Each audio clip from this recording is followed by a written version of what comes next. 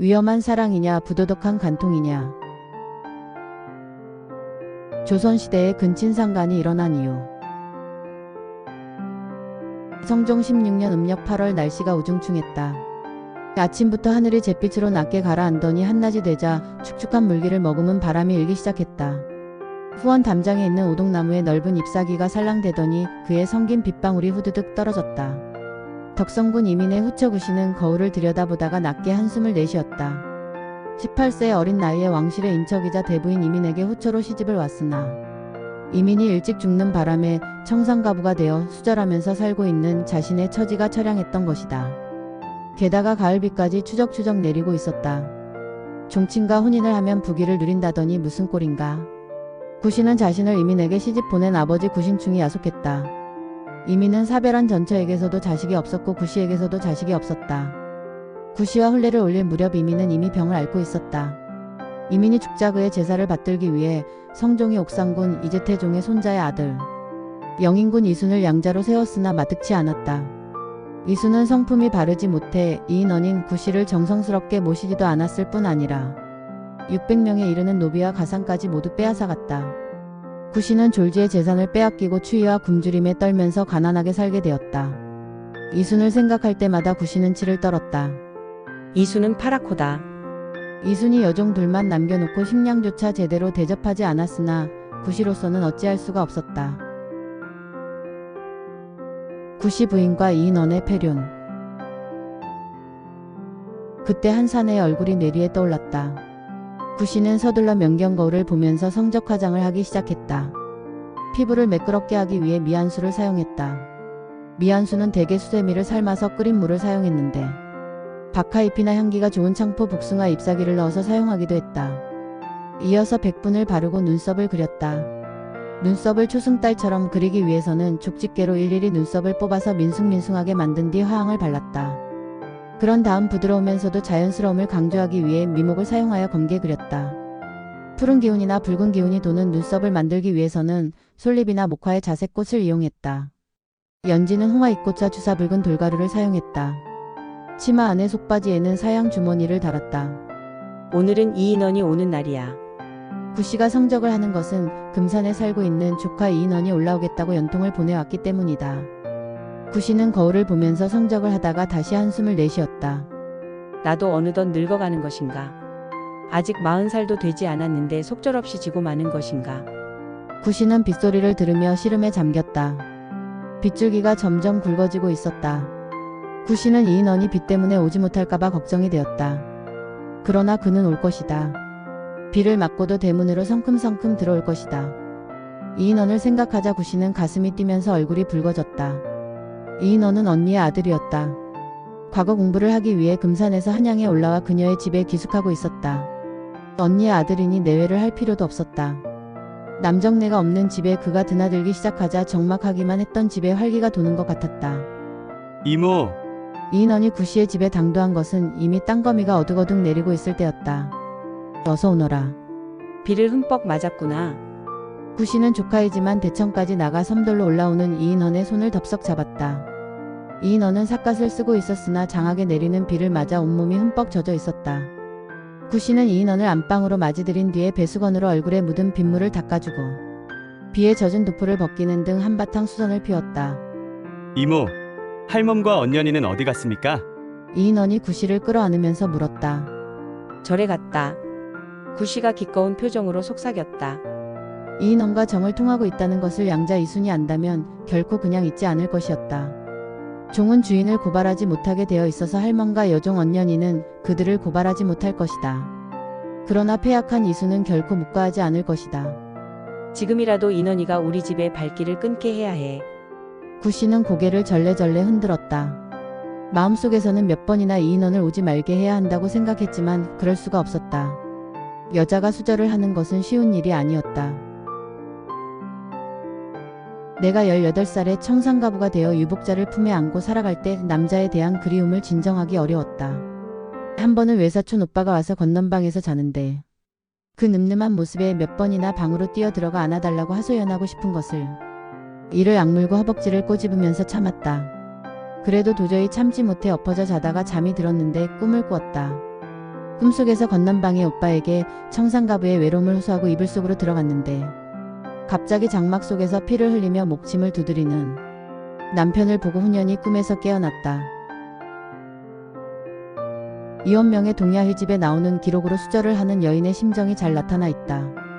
구씨는 이 인원이 있으면 보고 싶고 그가 떠나면 살아있는 의미를 찾을 수가 없었다. 남들이 손가락질을 할 수도 있지만 그를 목숨처럼 사랑했다. 사랑하는 남자를 떠나라고 할 수 없었다. 구씨가 이 인원과 처음으로 사랑에 빠진 것은 어느 날 새벽이었다. 언니의 아들이었기 때문에 건넌방에서 기거하게 하면서 구씨는 마치 아들처럼 돌보고 있었다. 할멈과 계집종 언년이 외에는 말 상대조차 없던 구씨는 이 인원이 정겨웠다. 그런데 구씨가 이모로서 세심하게 관심을 가져주자 이 인원은 그것을 유혹이라고 생각했는지 어느 날 새벽 안방에서 자고 있는 구씨의 방에 침입하였다. 인원아, 이게 무슨 짓이냐? 과거에 급제하여 이름을 떨치려고 하면서 어찌 이런 짓을 하느냐? 구씨는 경악하여 이 인원을 야단쳤다. 이모, 나를 용서해 주시오. 이 인원은 눈이 충혈되어 구씨를 덮쳤다. 구씨는 저항을 해야 했으나 오히려 욕망을 느꼈다. 일이 모두 끝나자 두 사람은 공포에 사로잡혔다. 왕실의 부인을 겁간하면 양쪽 모두 죽음을 면치 못한다. 그러나 이미 엄청난 사건이 벌어지고 난 뒤의 일이었다. 며칠이 지났다. 정조를 잃으면 자진을 해야 했으나 구씨는 그렇게 하지 않았다. 구씨는 이 인원과의 관계가 밖으로 알려지면 사형을 당한다는 사실을 알았으나 오랫동안 수절을 하다가 남녀상열지 사이 달콤한 쾌락에 빠져 헤어나올 수가 없었다. 그들은 여러 달 동안 부부처럼 사랑을 나누었다. 그러나 사랑은 잔인한 것이다. 구씨는 이 인원과의 방사가 계속되자 잉태를 하고 말았다. 내가 잉태를 한 것 같은데 이를 어쩌면 좋겠느냐? 구씨가 이 인원에게 조심스럽게 물었다. 이모, 이 일이 발각되면 우리는 살아날 수가 없습니다. 아이를 없앨 수 없습니까? 이 인원이 공포에 떨면서 말했다. 그러기엔 늦은 것 같아. 그러면 아기를 낳은 뒤에 숨기세요. 이 인원은 구씨에게 말하고 겁이 나서 다음날 금산으로 내려가 버렸다. 구씨는 이 인원이 금산으로 달아나 버리자 망연자실했다. 구씨 부인의 출산. 출산일이 되자 구씨에게 극심한 산통이 시작되었다. 할멈과 계집종이 깜짝 놀라 양자 이순에게 알렸다. 이순이 부인을 데리고 와서 의원을 불렀다. 구씨는 이순과 부인을 방으로 들어오지 못하게 한 뒤에 의원의 치료를 받고 하루 만에 아기를 낳았다. 이순은 양모가 아기를 낳았다는 사실을 알고는 펄쩍 뛰었다. 구씨는 이순에게 자신이 아기를 낳은 것은 죽을 죄지만 밖에 알려지면 집안이 망신을 당하니 숨겨야 한다고 말했다. 그러나 이순은 아기를 빼앗아 친아버지 이재에게 데리고 갔다. 구씨가 법에 의하여 사형을 당하면 그녀의 모든 재산을 빼앗을 수 있는 것이다. 자식은 부모를 고발할 수 없다. 그러니 내가 고발을 하면 옥사가 성립되지 않는다. 차라리 내가 전하께 아뢰겠다. 옥상군 이재는 즉시 대궐로 달려가 성종에게 고했다. 친의 자식이 덕성군의 양자가 되었는데 근일에 덕성군의 후처 구씨가 배가 아프다고 하여 의원을 불렀습니다. 치료를 하고 나자 뜻밖의 하루 만에 아기를 낳았습니다. 이재의 보고를 받은 성종이 펄쩍 뛰었다. 구씨는 왕실의 인척으로 추잡한 일을 저질렀으니 자세히 조사하지 않을 수 없다. 영인군 이순은 누구와 동정했는지 알고 있을 것이니 그를 불러라. 성종이 이재에게 영을 내렸다. 왕명이 내리자 이순이 허둥지둥 대궐로 달려갔다. 소인은 양모가 누구와 간통했는지 모릅니다. 다만 양모 언니의 아들 이인원이 중에서 그를 의심할 뿐입니다.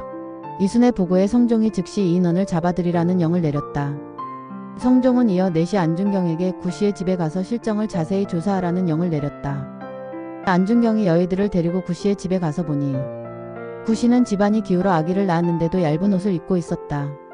부인은 이제 겨우 해산을 한 몸이니 옷을 얇게 입어서는 안 됩니다. 여인은 구씨가 얇은 옷을 입고 있는 것을 보고 혀를 찼다. 계집종이 아탄벌을 내어다 덮어주었으나 그것도 얇은 여름 옷이었다. 다른 옷은 없느냐? 여의가 눈살을 찌푸리며 계집종에게 물었다. 이 옷 외에는 없습니다. 계집종이 몸을 떨면서 대답했다. 여인은 진맥을 한 뒤에 먹고 싶은 것이 없느냐고 구씨에게 물었다. 술지개미를 먹고 싶습니다. 구씨가 처연한 목소리로 대답했다. 은여가 계집종에게 술지개미를 사오라고 지시했다. 송구합니다. 집안에 솔지개미를 사올 돈이 없습니다. 계집종이 난처한 기색으로 대답했다. 여인은 자신의 돈으로 솔직애미를 사오게 해서 구씨에게 먹인 뒤에 성종에게 돌아와 보고했다.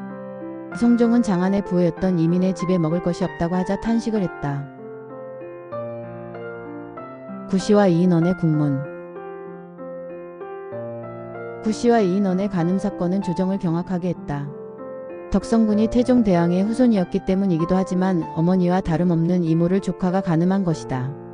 한양 장안의 금세 소문이 파다하게 퍼졌다. 구씨와 이인원은 의금부에 체포되어 국문을 받았다. 성이 다른 삼촌과 같은 이인원이 일찍이 저희 집에 살면서 옆방에 거처하고 있었는데 하루는 새벽이 지난 뒤에 시비가 밖에 나간 틈을 타서 갑자기 들어와 간음하고자 하기에 내가 거절하기를 네가 조정에 나아가 이름을 떨치고자 하면서 어찌 큰 죄를 범하려 하느냐 하니 이인원이 옷으로 얼굴을 가리고 간음하였습니다. 그 뒤로 매양 은밀한 곳에서 서로 간음하다가 아이를 뱄습니다. 구씨는 의금부에 끌려오자 순순히 자백했다. 이인원이 옷으로 얼굴을 가렸다는 것은 차마 이모의 얼굴을 볼 수가 없었기 때문이다. 구씨의 자백에는 진실성이 있었다. 저는 간음한 일이 없습니다. 구씨의 조카인 안개로가 항상 구씨 집에 출입하였는데 지난해 10월에 안개로가 구씨의 손을 잡고 희롱하는 것을 보았으니 안개로가 구씨를 간음했을 것입니다. 이인원은 의금부에서 비열하게 거짓 진술을 했다. 그러나 가혹한 문초가 계속되자 마침내 간음한 사실을 낱낱이 자백했다. 제가 일찍이 허벅지에 종기가 나서 누워있는데 구씨가 와서 아픈 곳을 보고 종기를 문지르면서 음욕의 빛이 있는 것 같았습니다. 그 뒤 제 병이 나은 어느 날 어두운 밤중에 구씨가 나를 불러 밀과 미궐을 주워 먹게 하고 안방으로 끌고 들어가서 말하기를 내가 차라리 어우루동이 되어 죽더라도 정욕을 참을 수 없다 함으로 드디어 간음하였고 그 뒤에는 매양 틈을 타서 간음하였습니다. 하루는 구씨가 제게 말하기를 내가 오랫동안 월경이 없으니 아마도 임신이 된 것 같다 함으로 제가 그 말을 듣고 곧 고향으로 돌아갔습니다. 처음에 안개로가 구씨를 희롱하였다고 말한 것은 죄를 면하려 거짓말을 한 것입니다. 이인원은 구씨가 유혹하여 간음한 것이라고 발뺌했다. 성종은 의금부에서 조사한 내용을 보고받고 혀를 찼다. 구씨와 이인원이 이미 그 죄를 자복했으니 내가 매우 부끄럽게 여긴다. 영인군 이순이 이미 덕성군의 양자가 되었으니 구씨와는 모자의 분수가 정해진 것이라 마땅히 음란한 일이 없도록 해야 하는데 영인군이 알고도 금하지 않아서 음란한 죄를 저지르게 하였으니 어찌 효도라 할 수 있겠는가. 내가 아울러 영인군도 추국하고자 한다. 성종이 대신들에게 말했다. 성종은 구씨의 재산을 갈취한 이순에게도 분노했다. 구씨가 과부로 지내면서 다만 두 종을 부리고 있었고 봉양하는 것이 매우 박하였으니 이순이 이미 자식의 도리를 잃었고 또 그 아내가 구씨의 집에 가서 그가 해산한 것을 만났는데 구씨가 숨기려는 것을 이순의 아내가 숨기지 못하게 하였으니 그 뜻이 참혹합니다. 만일 이순이 평소부터 봉양을 잘하여 가도가 엄숙하고 내외가 분별이 있게 하였으면 어찌 이 지경에 이르렀겠습니까? 구씨로 하여금 가난에 쪼들려서 가도를 떨어뜨리고 큰 죄에 빠지게 하였으니 죄를 면할 수 있겠습니까? 대사원 이경동이 아뢰자 성종은 이순도 국문하라는 영을 내렸다. 학생 인원이 어머니의 여동생 구씨를 간음하여 아이를 낳은 죄는 율령이 교부대 시에 해당합니다. 좌승지 윤을로가 의금부의 계본을 가지고 아뢰었다. 성종이 윤호하자 이인원은 다음날 교수형이 집행되었다. 구씨와 이인원의 간음 사건은 실록에 여러 차례 기록될 정도로 커다란 화제를 불러일으켰다. 영인군 이순이 구씨를 해치고자 하여 아이를 낳았을 때 그 아내로 하여금 지키게 하여서 자취를 없애지 못하게 하였기 때문에 대죄에 이르게 한 죄는 대전에 자손이 부모를 구하면 교영자 어싱에 처한다는 것에 의하도록 하소서. 의금부에서는 이순을 사형에 처할 것을 요구했다. 유리의치는 임금, 은 사형을 감한다는 조문이 있으니 청컨대 사형은 감하도록 하소서. 정장손, 윤필상 등 대신이 아뢰었다. 이에 성종은 명을 내려 이순의 고신을 거두고 안음에 부처하게 하였다. 영인군 이순은 600명에 이르는 노비를 빼앗고 재산을 갈취했으면서도 덕성군의 후처 구씨를 굶주림과 추위에 떨게 하여 성종으로부터 비난을 받고 양자 지위까지 박탈당한 것이다. 조선시대에 근친상간이 일어난 이유. 구씨와 이인원의 연애 사건은 근친상간이다. 근친상간은 인류 역사상 뿌리가 깊고 오래됐다. 근친상간의 연호는 그리스 로마 신화 오이디푸스에서 가장 극명하게 드러난다. 그는 신들의 저주로 아버지를 살해하고 어머니와 결혼하지만 나중에는 그 엄청난 사실을 알게 되어 자신의 눈을 찔러 실명한다. 프로이트는 어머니에게 이성으로서 사랑을 느끼는 것을 오이디푸스 콤플렉스라고 명명했다. 오이디푸스 콤플렉스나 간음은 육체의 욕망이기도 하지만 심리적인 것이기도 하다. 남자들은 어머니에게서 심리적 욕구와 성적 욕구를 동시에 갖는다. 여자는 아들에게서 모성 본능과 애착을 갖는다. 따라서 어머니가 되면 자식에게 집착한 나머지 자신과 자식을 동일시하는 경우를 종종 보게 된다. 구씨와 이인원은 이모와 조카 사이였다. 이모는 언니나 동생의 자식에게 자신의 자식처럼 애정을 갖기 쉽다. 애정은 심리적인 것인 동시에 성적인 욕망을 일으키기도 한다. 조선시대에는 여성의 사회적인 활동이 제약을 받았기 때문에 늘 가까운 가족에게만 집착하고 욕망을 가질 수밖에 없었다. 구씨와 이인원의 근친상간은 남녀가 가장 가까운 곳에 있었기 때문에 일어난 사건이다. 가까운 인척이라도 남녀가 가까이 있으면 성범죄가 일어날 가능성이 높다고 할 수 있다. 조선시대 남녀 7세 부동석을 강조한 것은 이러한 위험을 사전에 방지하기 위한 규범이었다. 조선시대의 남녀 간의 사랑은 신분제도와 유교의 영향으로 종종 사회 문제를 야기했다. 조선은 폐쇄적인 사회였기 때문에 꿈처럼 남녀가 자유롭게 만나서 사랑을 나눌 수가 없었다. 천민들은 남녀가 자연스럽게 만나는 것을 구애받지 않았으나 양민 이상은 엄격하게 내외를 해서 제3자가 끼어 있지 않으면 대화조차 나눌 수 없었다. 이러한 상황에서 남녀가 자연스럽게 만나 사랑을 나누기도 어려웠지만 일단 만나기만 해도 예법을 위반한 것으로 간주되어 지탄을 받거나 음란하다고 하여 처벌을 받았다. 양민 남녀들은 원칙적으로 얼굴을 마주할 수 없어 사랑이 이루어질 수 없었다. 그러나 조선시대의 남녀의 만남이 자유로웠던 근친 사이에서 연애가 이루어져 발각되면 본인은 물론 가족에게도 치명적인 상처를 입혔다. 삼성 추국을 받는 육체적인 고통도 있으나 정신적인 충격 또한 그에 못지않았다. 감사합니다. 구독과 좋아요 꼭 부탁드립니다.